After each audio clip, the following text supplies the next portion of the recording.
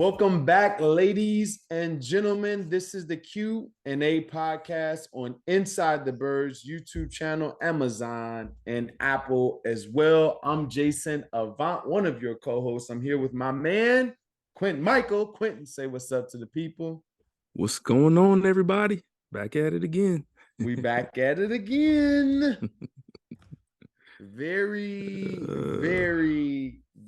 disappointing. Yes. What are the words? Embarrassing. Yes. I would call this a foot in ass game, right? That's what the coach like head and ass game, not foot and ass, head and ass game. That's what I call it. Get your head out of your ass, Avant. I heard that quite a few times. It was, dude, this was an awful game. Before we get into that, we want to say thank you to all of the fans that are tuning in to the Q&A podcast. Continue to send your questions to insidethebirds@gmail.com. Again, insidethebirds@gmail.com. Follow us on Facebook, Instagram, and Twitter. Always check out my man Adam and Jeff and Trey, everyone that's doing work for Inside the Birds. Thank you guys again for supporting. For Josh and Evan and everyone that's responsible. Thank you guys from the bottom of our hearts and all the fans. Thank you guys. All right, Q. Eagles lose to the New Orleans Saints. And Andy Dalton, the Red Rocket, is back down in New Orleans, beating us with receivers I never even heard of. I should, though. Shaheed, Juwan Johnson. Crazy story about Juwan Johnson. Was a receiver at Penn State, turned tight end. The kid is explosive. He's from Glassboro. He used to ask me to come work him out, his dad. Because his brother played for the Vikings, and me and his brother was cool. I used to work him out in high school. Oh wow! When I played, okay, which is crazy, right? That's crazy, yeah. Yeah, it's crazy. So small world. So beating them with guys like that. Overall takeaway, Q. I'm gonna let him have it in a second. Overall takeaway. Yeah. It was a very, very disappointing outing. And then not so much because of the loss, but it was the way they lost. All across the board, this Eagle team just didn't look ready to play. They didn't look focused on both sides of the ball. They weren't playing aggressive. They weren't playing it wasn't the same team that we'd been seeing up to this point. And even against Dallas, with Garner starting first game, you kind of expected it. But even against Dallas, they still came out and they had some fight. This game was just really odd to me in the sense that it just did not seem like the same team that had been on the field up until this point. And it's very frustrating. You had everything right there. You still had the opportunity. Even 2010 game, you still were in the game, but just costly mistakes at the wrong time. And it just didn't seem like this team didn't seem like the team we've been used to watching all year. So it was very frustrating. Yeah, definitely frustrating. Here's why it's frustrating. It's frustrating because we have injuries, and when you have injuries, you're not the same superior line that you were without Lane Johnson. And that's just the truth. So you can't go out there and false start 3-4 times on critical drives when you're down in games, right? So bad offensive just discipline, that's one. An inability at times to shake man coverage as a receiver. Yeah, our guys had some great catches and some great plays, but you can't be AJ Brown and be the number one target and you go 4 for 9, meaning you catch 4 targets or 4 passes and you get the ball thrown to you freaking 9 times. right? Wow. That's Yeah. tough. That's this. You're less than 50% completion percentage throwing to you. Yeah. That shouldn't happen. I know Marshawn Lattimore is a tough out, but Marshawn Lattimore, that should be 4 for 7. You know what I mean? 4 for 6. You can't have those 2 extra ones in there, right? Yeah. So same way, Devontae Smith 9 for 13, we'll take that, right? But you Mm-hmm. want those percentages to be a little bit better than was. Dallas Goedert 3 on 6 targets. You don't want guys 50% completion percentage. Think You're right. about that. The quarterback complete 50% of his passes. He's having a terrible game. Absolutely. And he was 18 for 32. I mean, that's Exactly. yeah. You know what I mean? Now he's over that, but what I'm saying, ultimately, that hurts you. That's inefficient football. So that's some things. And then the other thing, on defense, I'm not going to crush us because we only gave up 13 offensive points. Not going to crush us. We gave up 13 offensive points. So it's 13. You got to win football games, and your defense holding people to 13 points. I don't care how you shake it. I don't care how many first downs they give up. I don't care what happened in the game. 13 points is all you need to tie the football game. 14 to win the game. You average 30 plus points a game. 28. Yeah. You're telling me that without Jalen Hurts, without Lane Johnson, we're 20 points below our average? It looks that way, man. You know, like Yeah. that just doesn't make sense. It doesn't make that right there doesn't make sense. And then when you couple that with the defense and Jonathan Gannon, if you're going to play man Jonathan Gannon, make the mother suckers press. Yes. Get your hands on them. Every offense, listen to the words that I'm telling you right now. Every offense is going to go to the player that is off when you play man coverage. It's going to happen 100% of the time if he's a part of the route. So if you put Chris Olave in the slot and you make him off with Josiah Scott, Chris Olave is getting the ball 100% of the time. Press them and make the guy go through his progression rather than just picking an easy matchup where he don't have to think. That's what they were doing to you. Yeah. Yep. When you had easy throws, yeah, you got to give up some easy throws on first and second down. When it's third down, play press man. Yep. This ain't hard, man. And 13 points is 13 points. Congratulations. However, you only give the offense so many possessions when they're moving the ball whenever they want to. This is the thing for any offense to keep the ball away from our offense. The the Commanders, the Bears gave us problems like this. When people are sustaining drives, the offense can't touch the ball. So, okay, you give up 13 points, but they freaking have 70 plays. It don't matter. Yep. That's that's it right there. That's it. And we've been touching on it. That's the exact same game plan that you need to beat this team. Keep the offense off the field, sustain drives against this defense. Make sure that you do not give them a lead to where that defensive line can cut loose and just get after it and attack the middle of the field. Like Yeah. that's been the same game plan of every team that this Eagles team has had trouble with. It's been the same game plan.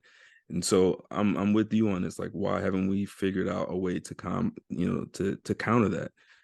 And that's probably where a lot of the frustration, especially with the defense, that's probably where a lot of the frustration comes from. Because yes, they are killing it. They sacks they're averaging like 6-7 sacks a game. The corners are doing pretty well outside. It's been the same thing each week.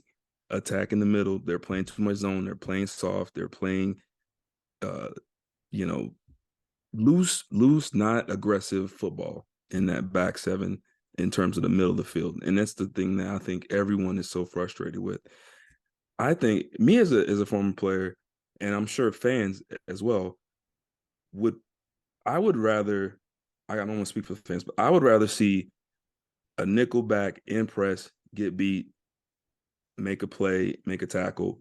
I'd rather see an aggressive nickelback player. I'd rather see an aggressive linebacker.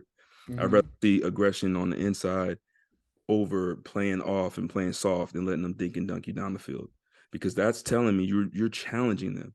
So when the defensive coordinator is calling plays where these guys in the back seven are playing off, it just looks soft. That's just not how you win. It's not championship football. You can't play soft. You have to be aggressive. You have to attack. You have to get after it. And that's, I think, myself and what a lot of fans are frustrated with is that it just seems so soft at times on this defense. Yeah. The only part of this defense that is not soft is that front. That Yeah. front gets after it. Now, if we could match that with the back seven and have that aggression across the board, this defense could be lights out. And then it Yeah. don't matter if we have Gardner Minshew starting quarterback. It doesn't matter because the defense is going to make plays. The defense is going to score points. So Yeah. that's what I'm frustrated with. Yeah. We're just so predictable, Q. Yeah, And it's frustrating. It's like third down, first down, cover two or cover four first on second down. And then you got your mixture of whatever you're going to do on third down, mainly some type of man, but it's often in situations. Like it's just so predictable. And that's the thing that's why the freaking Andy Dalton can miss a pass until like a minute left in a second quarter. yeah, The that's Andy crazy. Dalton. That just lets you know that the guys aren't being challenged and they're not being confused. There's no stimulation for them mentally at all. They know what you're doing.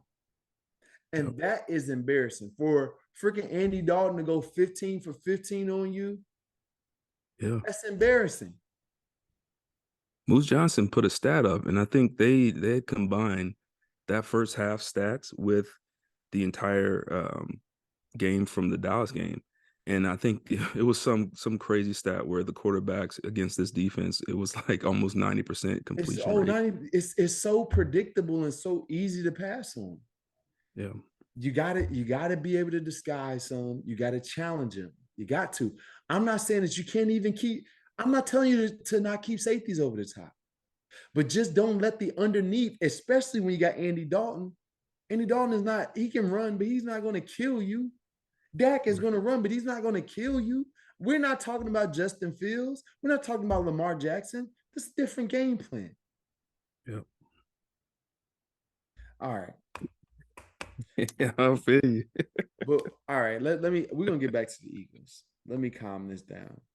Um yesterday or last night, something like really, bad happened to a player, and we want to acknowledge him. Damar Hamlin went down, safety for the Bills.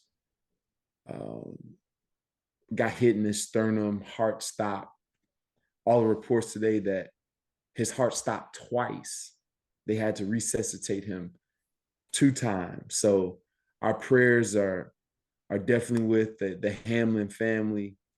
And there was a report later on tonight that he was on 100% assistance, and now he's at 50% oxygen, which that's a sign in the right direction. That young man is fighting for his life. We know that he is an quitter. We know that in order to make it to NFL, there's a rigorous discipline that you have to have and fight that you have to have. So we know that if it's in Damar's hands, he's going to recover from this. But just want to take time out to acknowledge him and how serious this game can be, and to um, just thank all the players that are out there sacrificing their bodies for this game and to entertain our fans and so on. So just want to just put that out there. Let Damar and his family know that we're praying from here in Philadelphia. Absolutely. Yeah, Prayers up. yeah. And Tough. big That's a up tough to, situation. the NFL. I think the NFL has taken a lot of heat over the years, and rightfully so. But I do think I commend the NFL for um, you know, everything that they were doing on the field to get him back. breathing and get him, I think it was something like 8 or 9 doctors on the field. And so, you know, he he's still with us today because of the quick action by those doctors. And so, big up to those doctors and in the NFL for making sure that, they're taking care of players on the field in that sense and making sure that he was okay. So Yeah. I wouldn't say okay, but you know what I mean. Yeah.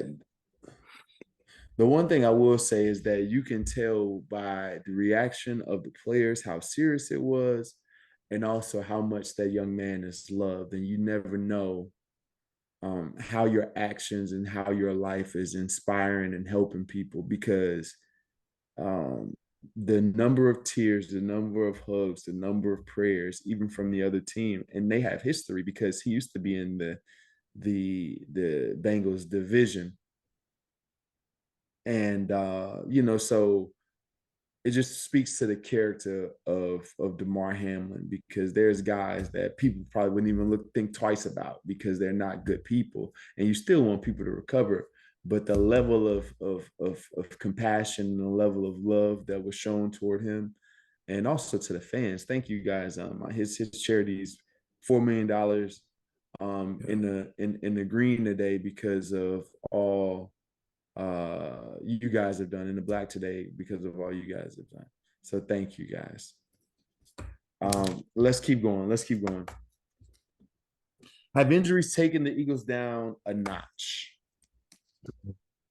Not the dominant defense, not the dominant offense that they once were. That's you, Yeah. Let's look at who's injured. Okay. Maddox, Maddox. Yes. Lane, Lane. CJ. CJ, Um, Jalen, Jalen. Quinn. Mhm. Who else are we Um, missing? that's one more that I'm missing. So that Davis. is, Davis is back. yeah. So that's one, two, three, four. That's 5, 6 starters. And not just these are cornerstone players. Mm-hmm. These are players that helped in some way Oh, at each sweaty, point in this game. sweat. Oh, Sweat. Sorry about Sweat. That's what I was forgetting. So absolutely 100% injuries have taken this team down a notch. Um,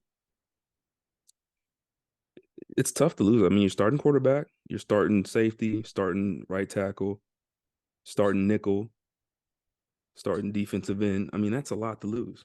Yeah, And and at this time in the season, everyone's hurt. But when you're losing guys for multiple games, guys that you're depending on, guys that you're relying on to help you win games, yes, the injuries have definitely taken a huge toll on this team. Not an excuse, but I would agree that these injuries are have been catastrophic to this team. yeah. I agree. I agree. Definitely not the same. Definitely not the same team. No. I think I think as far as the passing game is concerned, CJ allows them to be a little bit more aggressive. Maddox as well. You can see that first quarter that he played in Dallas. Those two guys out makes the secondary so much different. Yeah. So much different. And we're in the secondary is the one of the big reasons that we're losing games. Yeah. It is, Yeah, and it and is not saying 100%. this past game is what I'm saying is that teams are able to stay on the field longer. Yes. They're able to. We got to score a lot of points, and this past game is not the case. I'm not saying that Cowboys was definitely one, and a lot of mistakes was made in the Cowboys game. And in this game, it was just pitch and catch the entire game, even though they didn't get in the end zone, but still pitch and catch for most of the game. So Yeah. yeah, so the injuries are definitely taking its toll. Clinching comes down to the Giants game, which is crazy. Giants might not play starters. Are we surprised that it came to this? And how important is the number one seed with the injury situation?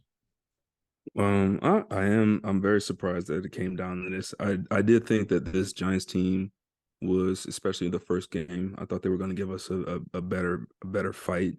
I am really surprised that it came down to this, and that the fact that they might not play stars is just crazy to me. Um,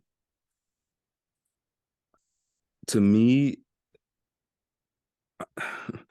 on the second question about the number one seed, like at this point, this team, they don't even need to be worried about the number one seed.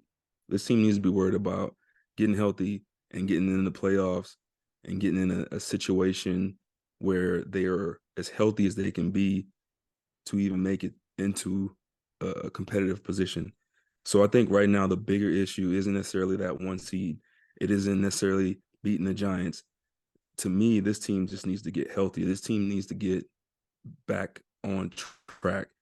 They need to get back to focusing on what they do well. And we'll talk about the game plan. I did not like this offensive game plan much, but I think they need to focus on getting as healthy as they can and getting ready.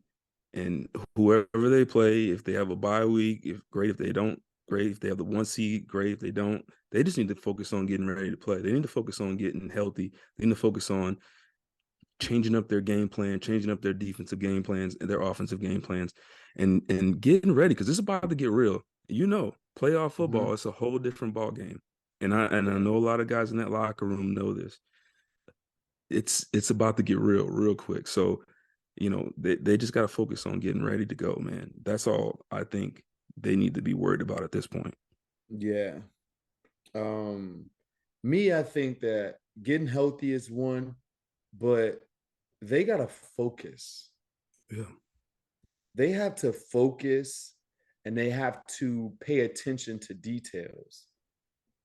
You can't have as many penalties. You can't have many bonehead mistakes and turnovers that we've had these last 2 weeks that are all avoidable. These aren't turnovers that somebody, oh man, that dude made a great play. Yeah. It's just, oh wow. We see it on Sunday when we're watching the football game. See Mike Williams the last couple of weeks catch one hand passes in between coverage. And at the end of the day, as a defense coordinator and as a player, you got to be like, that was good defense. Yeah. The chances of that happening is not going to happen all the time. It's a good player. He made that play. That's what you want when you're a good team. You don't want to go and leave a game saying, oh, we gave them this or we gave them that, or right? Yeah. You don't want that. I don't want to see a pick six and cover two and you throwing a key route and cover two. The guy has no responsibility and the hook curl defender is right there. That's just a stupid play by Gardner Minshew. Just a stupid play. People are blaming AJ Brown. That's not AJ Brown's fault. There ain't no way in hell that ball should be supposed to be over there. I don't know. Like, you shouldn't even look over there. Yeah. I don't care what the hell the play is. You know It's that's a slant with nobody holding the flat, the hook curl defender, and the cornerback is inside leverage on cover two. He's responsible for the C gap, so he can has run responsibility if he sees run. So what do you think? He's gonna look at you in three-step read, do the same thing, Yep. right? So when you break it down, we're doing some undisciplined and flat out stupid things when it comes to protecting the football and understanding situations. From giving up a 3rd and 30, from blowing coverages last week to this week, throwing the ball right to Marshawn Lattimore in a critical situation when there was no reason for you to be over there, from offensive false starts and penalties. Like those are self-inflicted. This team got to focus. Yeah. Stop listening to the press clippings and number one seed and your number and MVP and man and Pro Bowlers and sacks and oh yeah, man, you better cut that noise out. These boys out here playing. The Saints beat you. The Yeah. Commanders that's going home beat you. The Cowboys that have lost some horrible games to a lot of bad teams beat you. You can't get more humble than that. And the teams that you're going to play, they're well coached. Yep. They may not be as talented, but if they're just this talented in certain areas, like listen, the 49ers ain't playing no games with y'all. Do you think you know how hard it is to stop Nick Bosa? That's tough. He's the best pass rusher in the league right now. Yeah. Tough. You can't block him one-on-one. Mm. You just can't. So listen, these guys are well coached around league, and we can't just come out and just think we just good. So that's my thing. That's my take on it. All right. I ain't gonna go down, keep going down. Why was the offense so lethargic after putting up 400 yards versus the Cowboys? This is you probably can have a better viewpoint on this than me, but I'm gonna tell you what I think or what I saw. For me, it almost seemed like this game plan was designed for Jalen, and going back to last week, there was a point in time in there where we were told in the media that he's going to try to go, and then all of a sudden he wasn't going to go. So it almost felt like this game plan was designed for Jalen, and he ended up not being able to go. And because some of the plays, some of the runs, like that's not what Gardner Minshew does. Gardner Minshew is from the air raid offense, Mike Leach, like he spread them out, dink and dunk down the field, occasionally take some shots down the field. He's not a zone read, pull it and run. He's not a, stand in the pocket, step up into, a defensive tackle and make that hard throw over the middle. That's not his game plan. And so it almost feels like this game plan was designed for Jalen to be playing. I And agree with that in a lot of situations. Gardner looked uncomfortable the entire game. He looked unsure of where to go. Even there was one, and it was highlighted when there was his own read, and it was I call it trip speed. I think it was a tight end nub on the backside. And if he pulled it, he would have probably scored. He would have at least got a first down. He probably would have, could have possibly scored because the overhang player actually went with the run. And so to me, I was like, God, like, what is he looking at, first of all? And then my second thought was like, he doesn't do that. That's not what he does. He's not a runner. Teams are not expecting him to run. And if that's Jalen, number one, I don't think that they would play it the same way. But if that's Jalen and he pulls it, that's going to definitely be a touchdown. So I think that the game plan did not fit Gardner. I think his game plan is more dink and dunk, hand the ball off, run the ball, like old school West Coast type offense. And this new zone read type offense that Steichen has put together is based for Jalen, and it's not. I don't think Gardner Minshew fits that type of game plan. What do you think? Yeah, that's a great synopsis. Great. Just information there. I think that you're dead on, because when you don't have the threat of the running, you're zone read option type of a team, you got to bring somebody else as an outlet back. And yes, that's an air raid concept. I just watched TCU do it to Michigan on every freaking third down this past weekend, where the quarterback reads it out, and then on the backside, a tight end is streaking, and you can just dump it to him rather than a quarterback running. Right? Little things like that. It accomplishes the same thing.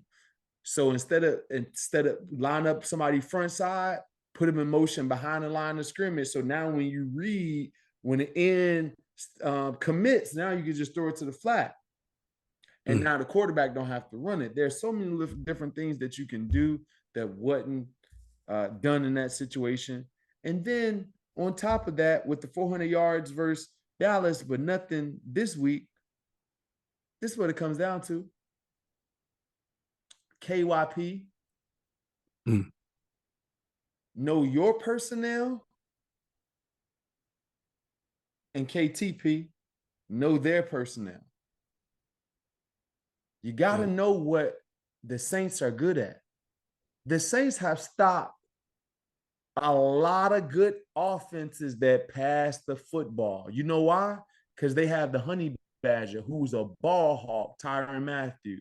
And then you couple that with Daniel Sorensen. They got 4 years of playing with each other and know each other like the back of their hand in Kansas City. So you got two safeties that know each other. That right there alone is going to make a defense really, really good.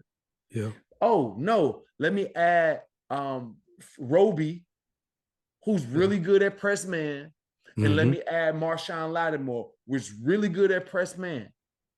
But my game plan is the same game plan that we've had since the Pittsburgh Steelers. And yes, it's been successful to us, but you got to understand what you're going against. You're going against the team that's the second best passing defense in the league. And they're true because they don't like to give up much at all because those dudes are some dogs. You add Demario Davis to that mix too, and you in trouble. Yeah. Right? Yeah. So if you know that, freaking Miles Sanders don't get his third carry into the third quarter of the football game. That was crazy. 2 carries back to back in the first half. And then he's non-existent. When you know what the team is good at, yeah, I got an ideology about philosophy, about how we want to play the game, but don't let your pride get in the way of some flat out killers over there. Marshawn Lattimore is a killer. Look at what he does to Tom Brady. Tom Brady's a freaking Hall of Famer. Every year they go down to the Saints. They've got 1 win in the last 2 years messing around with them. Last 3 years messing with them. I mean, yeah, it's a tough one. That's tough down there. And just because we got really good pass targets doesn't mean it's going to be easy. So let's lead with the run and humble ourselves. I'm all for the game plan of getting AJ Brown. I am. I'm all for that. But no, when people have just as good and or better matchups and better personnel. I gotta ask you something too about this because this is probably the second game in a row we've seen it, and we kind of talked about it before. You broke down, what Quez can do better, especially coming back to the ball. Why is he not doing what he's good at doing? Why is he not stretching the field? I see him running basic routes, hitch routes, and time again, he's getting out muscle for the ball. He's not coming back. He did it again in the last game. Didn't come back to the ball. In your opinion, what is going on there? So here's the thing. And this is KYP as well. Like I wasn't an extremely fast player. I can catch a jump ball. So if you throw the ball up in my vicinity and it's within that 20 yards, my range, I'll go get the ball. But sitting there asking me to go downfield against DRC most of the game, that's a losing proposition. The dude run a 4.2. I run a 4.6. Not smart. KYP. Let me put Jason in the best position that he's gonna win. He's gonna kill somebody over the middle of the field. And we gotta be fast to do that. To find zones and beat people in man coverage. You don't gotta be super fast for that. You just gotta be tactful and understand defenses. Same way with Quez Watkins. Quez Watkins runs a 4.35 40. Quez Watkins is 180 pounds, maybe 90, maybe. Quez ain't built to be battling with people for the football. Devontae Smith is because that's just the way he's cut. He's built. Quez Watkins was drafted in the 4th, 5th round for a reason. 5th round for a reason. And I'm not coming at Quez. What I'm saying is there's going to be some clear differences between him and Devontae. Devontae was drafted in the 1st round because he has it in him to go back and attack the football. There's no thought in Devontae Smith's mind if I can go and be this and do this. There's still a little bit of hesitancy with Quez. Do you want him to grow? Do you want him to progress? Do you want him to be all of that? Yeah, but he got to prove it too. And Quez just needs to get some confidence when it comes to attacking the football in his hands. Okay. You know, Yeah. it may take a little bit more time, and because there's a reason that he was drafted the way he was drafted. Got you. Yeah. Yes. I was just so frustrated, man. Gotta let him do Yeah, what you do. we talk. Let me, since we're on offense, real quick. I'm going to, let me see if I can share my screen real fast. All right. So this play is the interception to AJ Brown. And I want you guys to notice something. AJ Brown is backside to the boundary by himself, right? And when you're to the boundary, this corner is short. This is a short corner for him. He has run responsibility here. So a lot of times these guys can play head up to inside in order to attack the running lane. Right. So he's looking at the quarterback the entire time. He has safety help over the top back here. So he's basically free. He don't care what's going on. He knows he got safety help. He don't care about this receiver right here. He's looking directly at the quarterback. Okay. There is 4 people front side. There's a running back, 1, 2, 3, 4. This is cover 2 defense. Right. This guy has the middle of the field. These two have half, this half. He has this flat. He has a hook. He has a hook. There's nothing that's stopping him from going and lighting AJ Brown up. Therefore, you can't throw a slant because this dude is right there and he's looking at him as well. So this guy is a free joker player because he has help here and he has help here. Yep.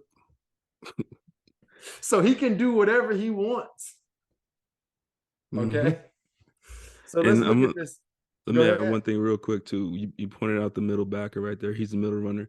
Another way you can tell, and maybe Garner, he probably wouldn't be able to tell this from where he's at, but the middle linebacker on the cover 2, when he's the middle runner, especially with speed to his left, he's got to deepen up. So if you look where the will backer is, highlight that. The Right will here, and backer look at where the is Will Backer is. He's a whole 2 yards in front of him, yeah. right? Because he has to get here because there's speed in these 2 positions. Yeah. Okay, so let's watch the play. Let's pause it. This guy here, that's not a good picture. Mm-mm. Hey, look at AJ Brown. Boy, you better not be throwing me the ball. What are you doing? This is a key. This is not a slant. This is a one step off the ball. Look at the quarterback's route. Right? Yeah. Don't even look over here. Don't look at me. Don't look at me. This is that route. Okay. He should be to this side. Now, this play is awful play, flat out.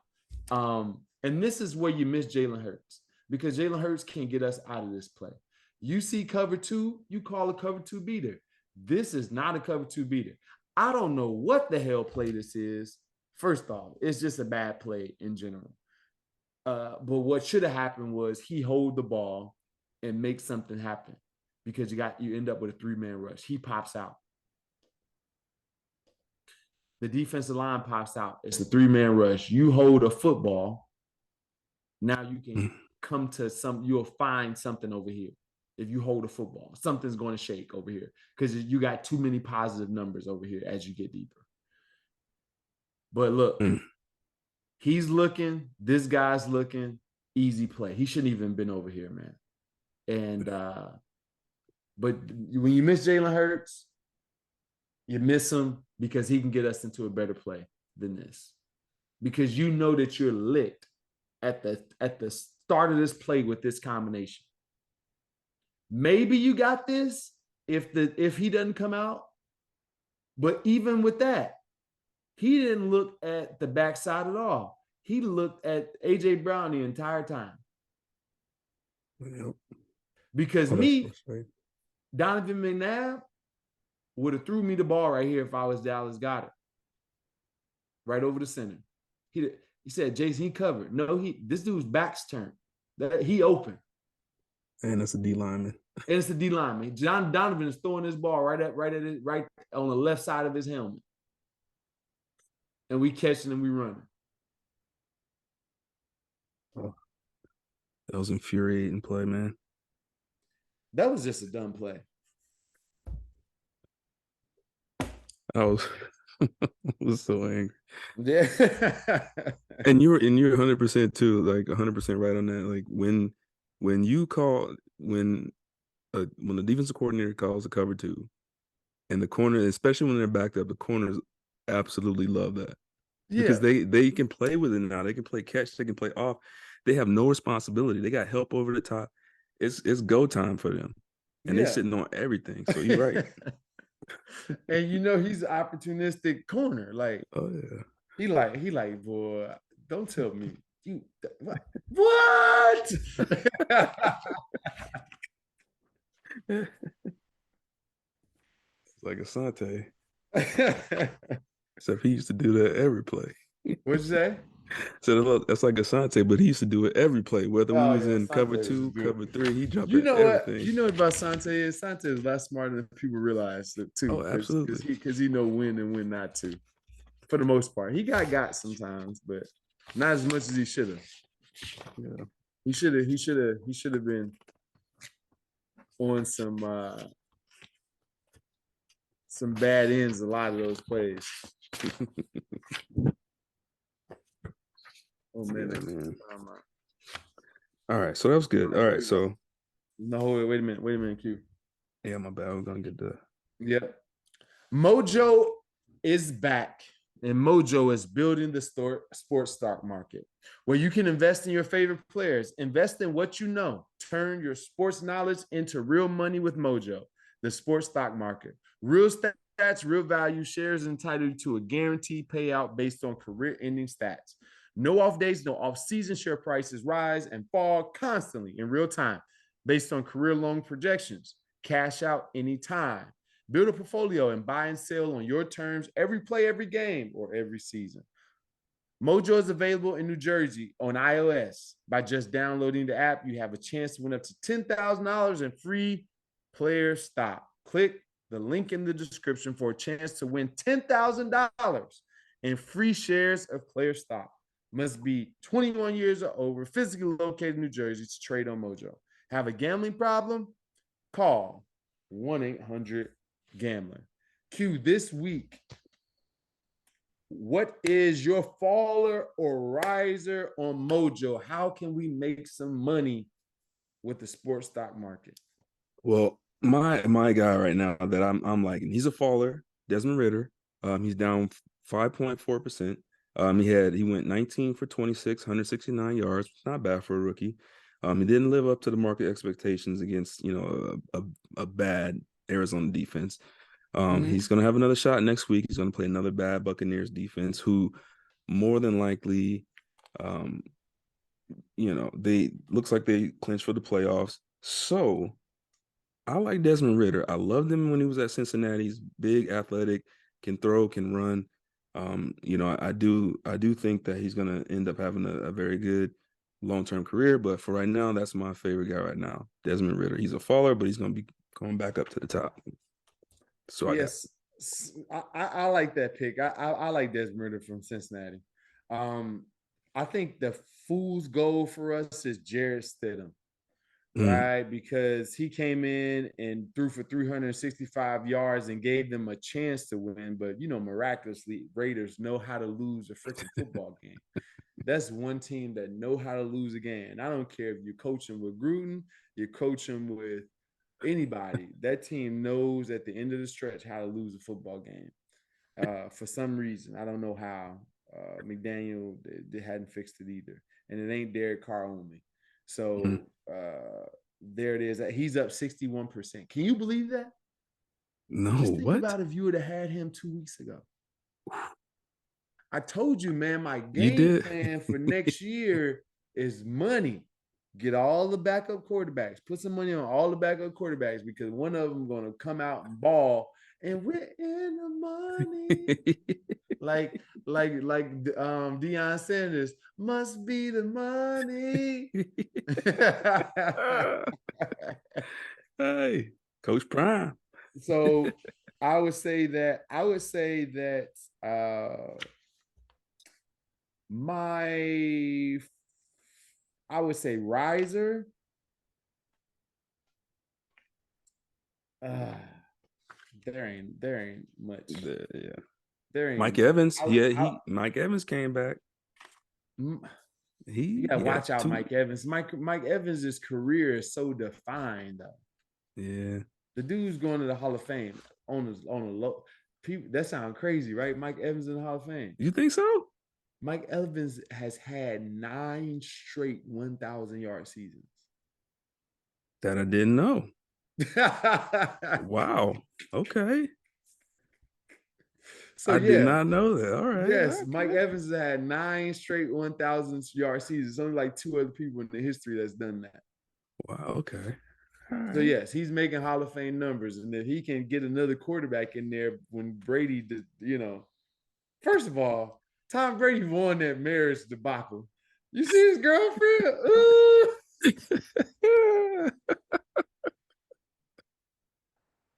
I haven't seen her. I gotta look her up. Let me see if I can find her. Oh, he got some 26-year-old motto. Man, that's just dumb.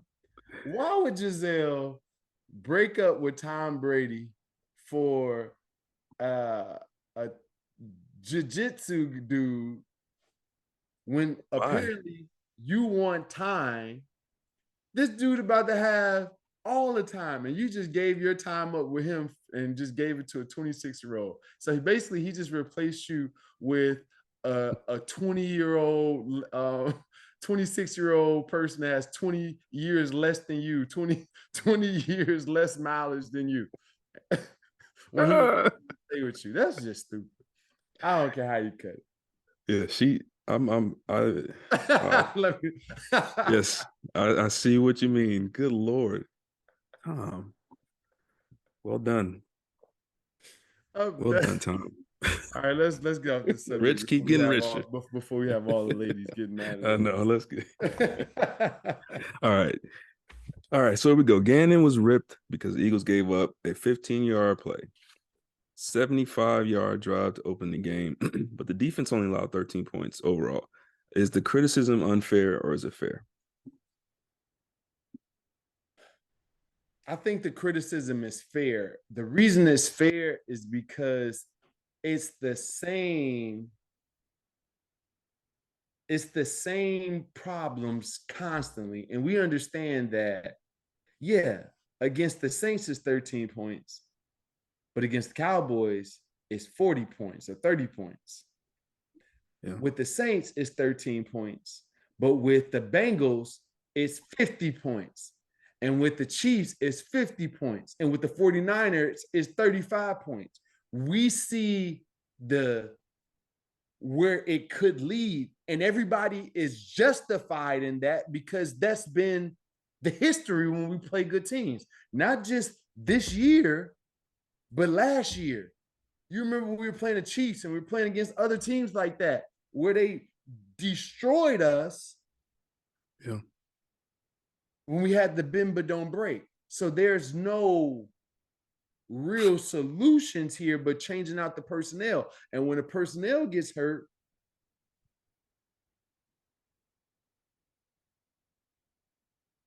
the personnel can't continue to save us only. They get tired too. They need a game plan where they don't have to do all the work. Yeah. It's a Yeah. tough ask to ask AJ Brown, hey, line up every play with no motion out at the wide receiver and let you and Marshawn Lattimore go at it. Can he do it and be successful? Yeah, he can. But why not give him a few easy ones where he got to go in motion and make Marshawn Lattimore back up or make him think? Give him a 3 or 4 easy ones and let him get 3, 4 easy ones on his own. Or hard ones, Yeah. And it's the same way on defense. The corners are in a bad position in cover 3, cover 4, getting the ball caught on them every single play. Give them an opportunity to let their talent you help their talent rather than them helping your coaching. See what you're saying? Yeah. You get what I mean? Because if Yeah. you call basic vanilla defense the entire time, when can a corner be aggressive? Yeah. When can he say when was the last time a play was designed where you was like, oh, that was a great stunt? Yeah. Or the blitz got, oh, that was a great blitz design. Oh shit, even a trap call for the corner or something. Yeah. Oh, that was a great scheme. They didn't see where the guy was. That was a pick. That's it. Yeah. You preaching to the choir, man. I'm with you on it 100%.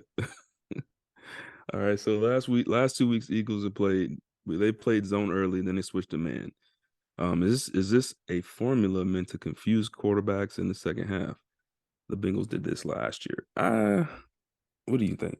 Here's the thing about that is that you have to mix coverages and you have to understand your tendencies. This is how the offense works.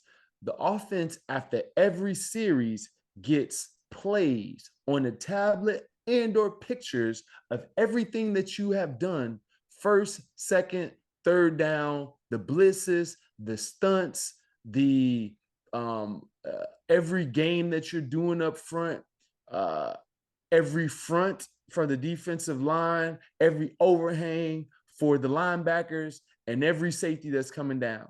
By the time we get to the second quarter, third quarter, we got percentages of the time that you're doing stuff. This is happening in game for the offense.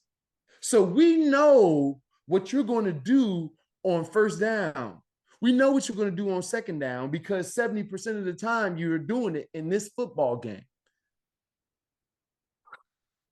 And if you let me get a beat on you and I got a play that can deliver a punch, and as long as the offensive line can hold their block, you're in trouble. Yeah. So switching up things and making people miss is like a boxer. Like you keep throwing overhand hook. Somebody gonna dodge that and catch that timing and do some damage with a counter punch. That's what's happening to us. Yeah. So switching it up, going from lefty to righty, switching it up, first down, throw cover 1 in there, throw a cover 2 in there on first down, something that's uncommon for you. Let's do what Marshawn Lattimore did and gain the extra defender in the run game. Right? Switch Yeah. it up, and therefore they'll be off balance and can't time you up. Everybody's throwing haymakers at us because they got our timing. Yeah. What do you think? Oh, I agree. And I keep going back. I mean, I guess I get it a little bit last week, against Dallas. But Andy Dalton, and like you said before, I don't even know any of these receivers. I mean, Olave, he's a rookie, had a good year at Ohio State. Rashid Shaheed, what Fast. are you afraid? I know he's fast. What are you afraid of? Right? Why play this soft zone, especially in the first half? I think in the second half, I think they did a better job at switching it up. Yeah. But what is the fear? I know Josiah Scott isn't Maddox, but he's gonna have to figure it out if this team's going to the playoffs, because Maddox ain't coming back. So you might as well, before the games really, really matter, before it's sudden death and you're out of it, start throwing some different stuff. Put him in these positions. He made a nice play on that On interception. inception, yeah. Put him in these plays, let him get that experience, and then you never know what he could turn into, right? But if you're not giving your players the opportunity to earn your trust, if you're not giving this defense the opportunity to play aggressive, this is what you're going to get. You're going to get a soft defense. You're going to get 15 out of 15 in the first half. This is what you're going to get. And you can't go into the playoffs against these teams with this soft mentality. Yeah. And I guess that's my biggest frustration. It's like, what are you afraid of? You have nothing to lose at this point. I agree. Like, as a defense coordinator, you have nothing to lose at this point. No. Yeah, So I think I think we just answered the next couple. yeah. Just you can't. This team is not. These teams are going to be good, and they're not offensively challenged. They're consistent. They have really good football players, right? So you have to be. I just think that our coaching defensively does not match our talent. Right. That's it. Yeah. And that like our talent is getting the job done. Mm-hmm. There's nothing that's happening defensively, coaching wise, that's moving the needle. Can you imagine Jim Johnson With or this, with this defense? Oh my God. yeah, Like, we're just not moving the needle. We're just not moving the needle. We're good and we're conservative and it's good at times, but when it matters, it won't matter. that's crazy. That's sad, man. Yeah. So, Eagles got another 6 sacks, record pace. Can eclipse the 85. First of all, they can't eclipse 85 Bears because technically the season is done. All right. The 17 game don't freaking count, and it shouldn't count towards stats. Devontae Smith got 1,100 and whatever yards. AJ Brown got 1,000 whatever yards. At the end of this, anything that they accumulate this game does not count in the halls of history. Throw this damn game away and punt it somewhere. Like it may matter this year. It may matter, but when it comes to comparing stats, that you got to put the asterisk right there. It was 17 games. Yeah. All right. So I don't hear about the 85 Bears. And yeah. I don't hear about the 85 Bears in this. And first of all, stop. Y'all don't stop playing with my Bears, man. 85. Look, I'm an Eagles fan. But listen. Don't stop playing. The Bears team was good. I know that we got sacks. I know this team got sacks, but does this team look like the 85 Bears? Not at all. But does this team look like the Ravens at times when they won the first Super Bowl? At times they do. What When they got the lead and that front gets to cut loose, that's when they look like them team. Not in the first half. Oh, Definitely not the first half. They don't look like no. You wasn't getting first downs with Saragusa. Yeah, that's true. And Suggs and Ray Lewis and Bart Scott. Like they weren't getting first. You wasn't getting first downs. That's yeah. Sam, yeah, right. Like that's a whole different ball game. Chris McAllister.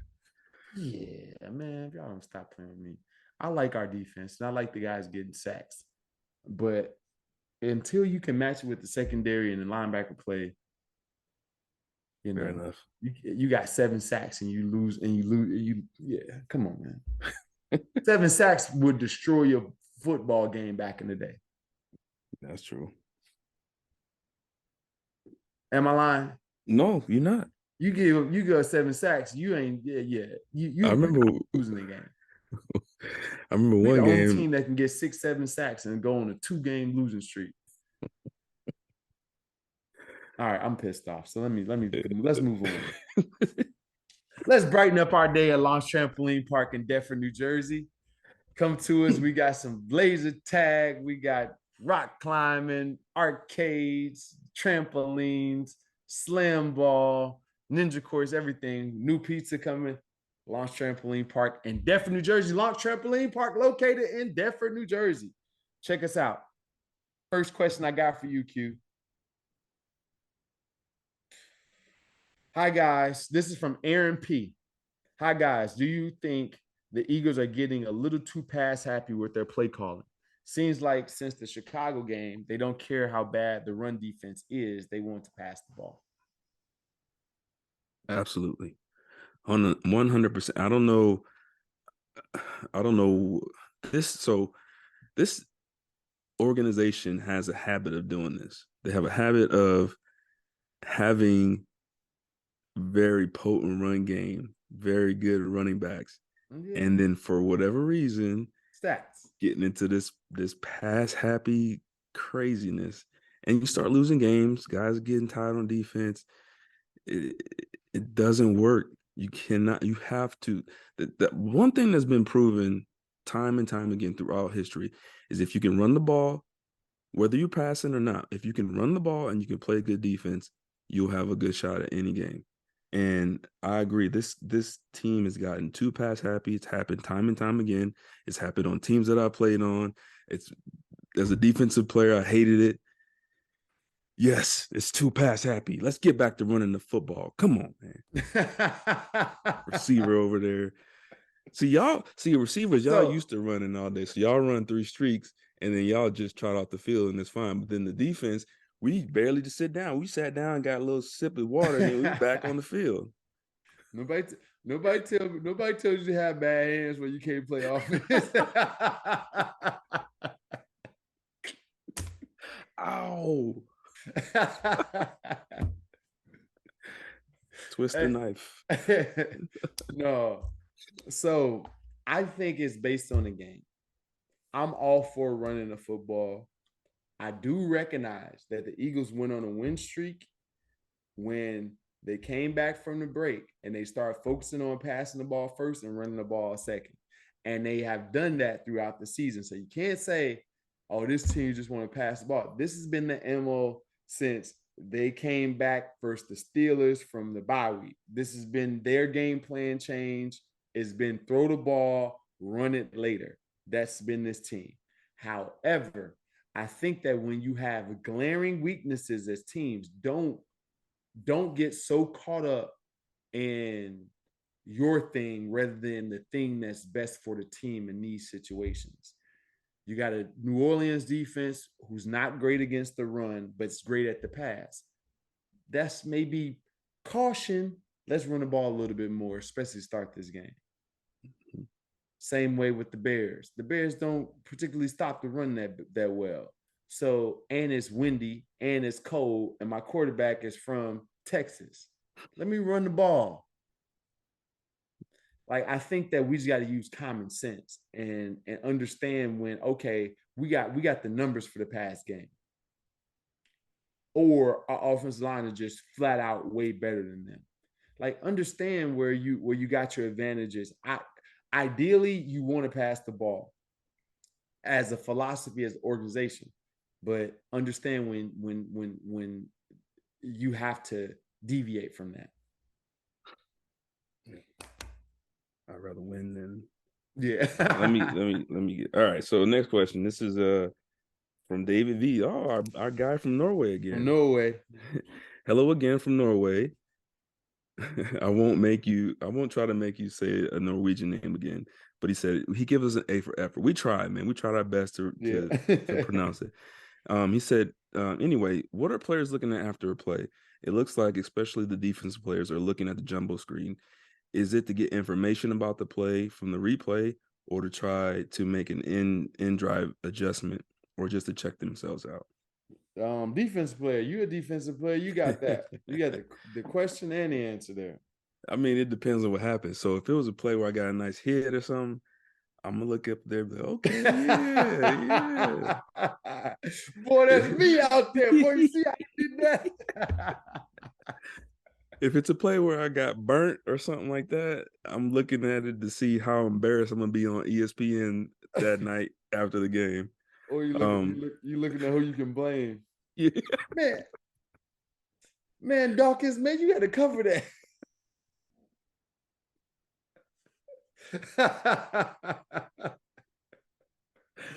For real. So it's any and all things, man. We look at the film, we look to check ourselves out, we look to make sure that what we don't look too bad. And if we do look too bad, like you said, who can we blame that on? So when I would look up at the board, I would always look to see what happened because you don't know what happened. Because for me, I turn around and I know it's cover two, and I know that I'm in the middle of the field and the middle runner is 10 yards back there with the safeties, and I stopped on him. He kept running, and the ball don't come. I automatically think that the quarterback got pressure. I automatically think he got sacked or something. If I look up at the screen and I don't see pass rush, I'm like, this dummy. So that's why I'm looking at the screen. I'm looking just to confirm what I'm seeing and what I'm feeling. Oh. Oh man, y'all receivers are crazy, man. Yeah, man. I'm You ain't looking even up there getting to no check. pressure, man. I'm wide open down the Yeah, middle of what the you field. doing, man? We done worked on this all week, and then in the game you want to turn into a new dude. What you doing? Let me ask a question too. Do y'all get mad when the quarterback scramble? Like if you feel like you open and you feel like he can get you the ball, but you just take off and run. Like if you had, you probably never had a quarterback that was like No, that. shoot, I had a lot of scrambling quarterbacks. Oh yeah. A lot of people that just like to run for leisure. Get some exercise. I'll be cracking up Ain't got sometimes. The receivers be so ain't got mad when nothing the to do with the quarterback. play. We just gonna run. So yeah, is it frustrating when the dude take off and you know you open and he can get you the ball? Hell yeah, it's frustrating. Like, dude, they pay you to throw it. You got me out here. I might as well put number 61 on. Mess around trying to save you from getting hit. Yeah, when you can throw the ball. Yeah, hit him. Hit him. Make sure he's staying there next time. Get him one good time. Jerk. It's hilarious. Oh my goodness. Oh, that's hilarious. Yeah. All right. So last one. This is from William W. Jason Q. He said, "Is the KYP mantra from Andy Reid after listening to your breakdown of play design in the Bears game and the wide receiver technique in the Cowboys game? Um, why don't you want to coach?" So I I guess guess that's for me. where did KYP come from, and then why don't you coach, man? KYP is an old football adage. It's not just a Coach Reid my mantra. I heard about that when I was in college. Like, know your like that's something that's always preached to quarterbacks. And I think it came through the quarterbacks because quarterbacks got to know what the guys around them can do when they're making decisions. The quarterback has to be able to get guys lined up, and then when they're delivering the football, you got to understand like people's like signals as a receiver. Like a guy that's a heavy sticker is going to give you a more defined route. A guy that doesn't, you may have to speed up your throwing mechanics, and that's knowing your personnel, knowing who's out there. Jason likes to give a little bit more sauce on his move, so I may have an extra second to hold the ball or extra half second. This dude likes to go right now, so I got to be ready to throw. You got to understand what you're doing and who's out there. So it's been something that's been taught to quarterbacks, but people have taken it for everything. Mm-hmm. Yeah, we do that in defense. yeah, yeah. When Hayward Bay comes in, hey, back up. Yeah, back up. He only can catch the ball if he 20 yards, 30 yards down the field. Otherwise, he can't catch. Slant. Let him get it.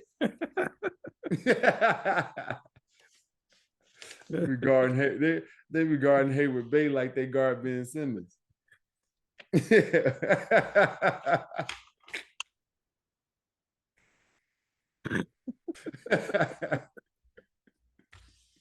Oh man. Oh man.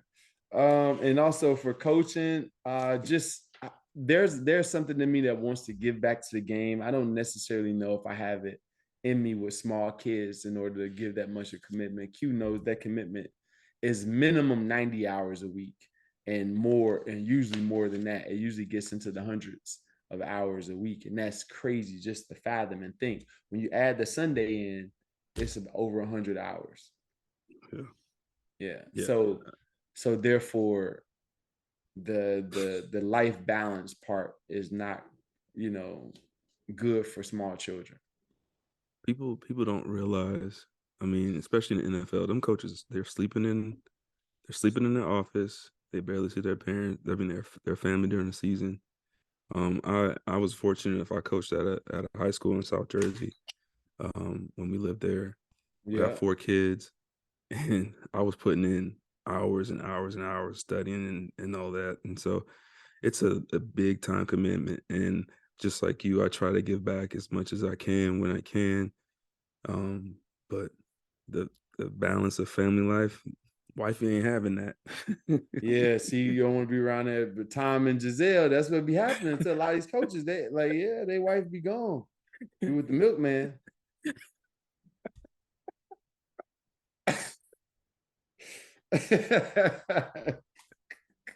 All right, we gotta get off this show. All right, y'all. This is the Q&A podcast. I'm Jason Avant.